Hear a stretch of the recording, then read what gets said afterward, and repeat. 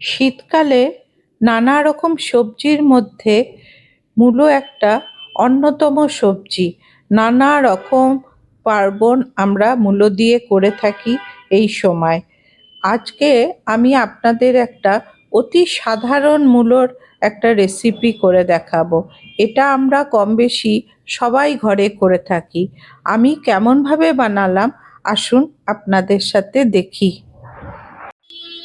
নমস্কার, আমি সঙ্গীতা আমার হেসেল থেকে বলছি। আপনারা নিশ্চয়ই খুব ভালো আছেন, আমিও ভালো আছি। চলুন তবে এবার দেখা যাক।